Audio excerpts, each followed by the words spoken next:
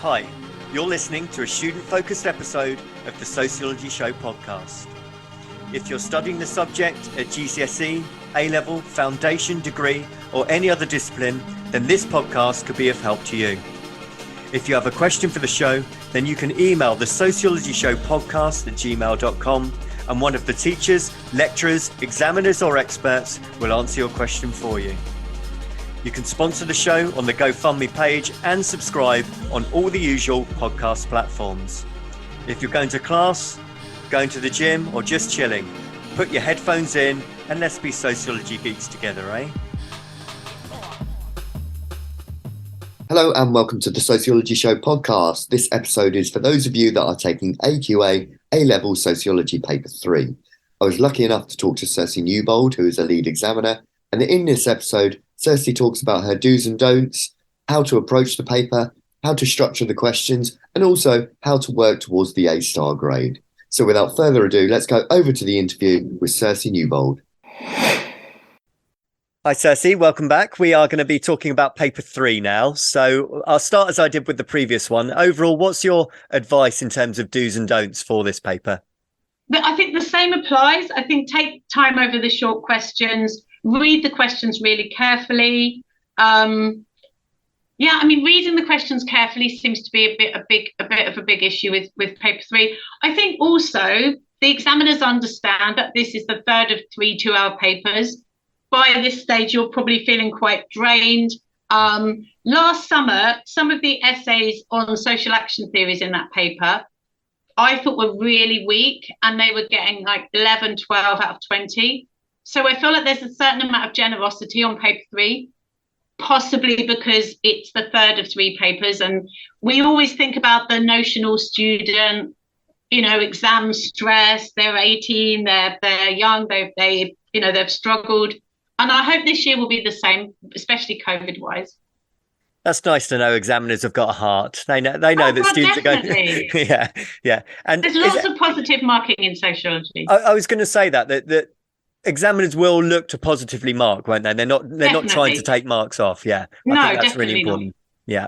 And then how does the structure for questions on paper 3 differ to paper 1? They're the same, 4, 6, 10 and 30 on crime. The difference is the 20-mark question is on theory and methods. On paper 1, it's on methods and context. That theory and methods question is quite scary as a teacher because it could be theories, it could be methods, it could be sociology and science. It's a very, very big range of the specification. The only advice I can give is that if the previous year it was theories, probably it's going to be methods the following year. But otherwise, it's a really broad range of possible essay topics. So that's quite tough. I think it's a tougher paper than paper 1. Yeah.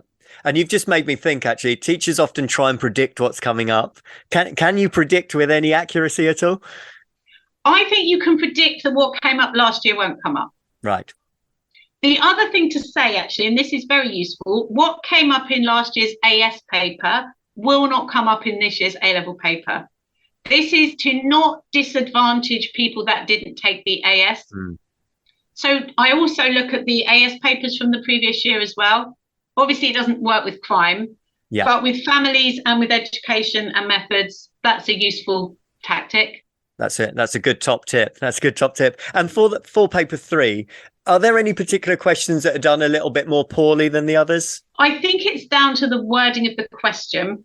So last summer, the question 3 was about working class victims of crime. And lots of students saw that as offenders. They were so not used to thinking about why working class people are more likely to be victims. Even though the item was quite victim driven, loads of students wrote about offending and ended up with 3 or 4 out of 10. Yeah. So question 6 is also quite poorly answered, partly because it was a tough question. It was about social action theory, and also because it's the last question and the students already sat 2 2-hour exams. Yeah. I think that looking at the wording of the question is really key, isn't it? I think there was one that came up a few years ago and it said, in contemporary society, and students just wrote about everything they could remember about a particular theory and didn't read that bit. So paying really close attention to what's being asked is key. Yeah, and actually I would say that that's really true for the 30-mark essay as well, because last summer we knew in advance it was going to be about theories because we got the advanced information. But the question asked, assess the extent to which crime is inevitable and beneficial. And lots of students just wrote about functions of crime. Yeah. And even when they were evaluating functionalism, they didn't evaluate the extent to which it's beneficial or inevitable. And when they put words in a question, they put those words there for a reason. Yeah. You have to use those words. And I know this is a bit ahead, but I think an A-star candidate is all the way through is referring back to the question. Yeah. And keeps really on track because, those words are there to make students pick out those words from in their answer. Well, let's talk about that, the A-star grade then. So firstly, students often ask, how do I actually get it? So what is actually needed to achieve an A-star grade? I mean, what I would say is, and this is really important, it's all three of the papers added together. Yeah. So you can do relatively badly on one paper if you do really, really well on the other two papers. You don't have to get an A-star across all three papers. Last summer, it was 74%. So I know sometimes schools don't want the students to know how accessible it is, or I might not share that with teachers that don't teach sociology because I don't want them to say, oh, your A-star isn't as good as our A-star. Yeah. I don't think there's anything in particular because it's an amalgamation of all your marks. In terms of the essay, so if I'm thinking about an essay that gets 27, 28, 29 or 30 out of 30, it's really focused on the question. At the end of each section, there's a link back to the question. That's really important. It's got really good contemporary knowledge. So like you were saying, we don't really want to be hearing just about Durkheim. So contemporary knowledge is really important. And the other thing I would say is make sure that the evaluation is linked to the point you've just made. There's a big problem with what they call bolted on evaluation. Mm-hmm. So you've written something about functionalism and then you just go, Marxists would argue that functionalism is too optimistic view of society. Rather than evaluating the point you've just made, I think those are the key things to do in an essay, 30-mark essay. Great. Thank you, Circe. And, if you've got a big pile of marking in the summer and you're going through hundreds, and the ones that really kind of stand out, the ones that really sort of open your eyes, is there anything that they're doing that you can see they're right at the very top? I think it's the use of language is important. The way that they make their points. I think it's analysis as well, really explaining well what different sociological studies mean, concepts mean. I mean, the other important thing to say is finish the paper. Yeah. Don't run out of time. Make sure that you finish the paper. This might not be an A-star student, but if you haven't finished, write a really quick plan or write to the examiner, see my plan. You can get marks for a plan. I've seen as many as 8, 9 marks out of 20 for a really good plan. Yeah, I mean, this morning, actually, I was looking at a question from last summer. It was about the extent to which official statistics are social facts. And this student got 10 out of 10. Firstly, he's talking about how Marxists see statistics as manipulated by the government. Gave some really good examples of that through things like poverty statistics, unemployment statistics. And the second part was started talking about Durkheim and suicide, but then brought it back to phenomenology. I mean, that's a hard one to swallow, isn't it? And the social construction of suicide statistics, Atkinson, really good understanding and knowledge of how statistics are socially constructed. Yeah, if you've got that knowledge, show it off, right? Yes, exactly. And I mean, the other thing to say is make your writing legible. Yeah. It's scanned, it's photocopied, it's sent, it's on a computer. The person marking your paper will like you much more if they can easily read what you've written. Yeah. And also, never cross anything out. Because if it's wrong, they'll just ignore it. Yeah. If it's right, you will get credit for it. Yeah. I mean, I've been in an examiner's meeting before where we've talked for about 10 minutes about whether or not we should allow this answer to have one line through it, but actually it can be read.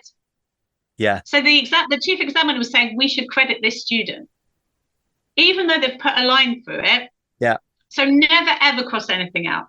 That's really good advice. Even if you think what you've written is silly, the worst thing is that the examiners are going to have a little bit of a laugh, but Yeah. so what? You're never going to meet them. Yeah.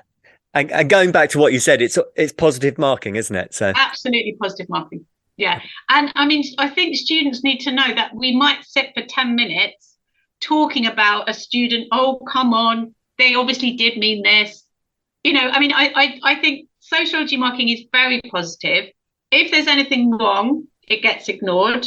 Don't worry massively about how many names you've got. I mean, it is important to have names as sociologists, but it's not the only thing. Theory essays, there's more emphasis on having names. Theory questions, whereas questions which are more about, let's say, social class and achievement, yes, you need some names, but you also need to back it up with the material and the evidence. Really, really recent stuff is important. So anything to do with COVID would be great to get in, especially around working class children and underachievement. And the same with crime. If it's a question about white collar crime, let's get Boris Johnson in. We can. Yeah. Yeah, Nadine Zahawi, let's get him in as an example of someone who committed tax fraud, didn't go to prison. Yeah. That's good stuff. Contemporary and examples. And politics at the moment as well. Yeah, so yeah. That's No, that's really good advice. Thank you very much for your time, Circe. I really, really appreciate it. You're welcome. Thank you.